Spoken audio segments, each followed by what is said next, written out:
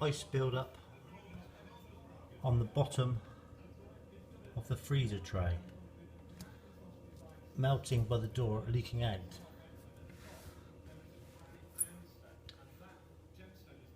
Back panel, 2 screws either side, take them out. You have to give it a good pull because obviously it's a little bit frosted in, then that will come off. A bit harder than that, I've already taken it out. There's the freezing element. Down the bottom is the drain hole, full of ice. That's all blocked up, bit of hot water on there. I'll just go around the back now.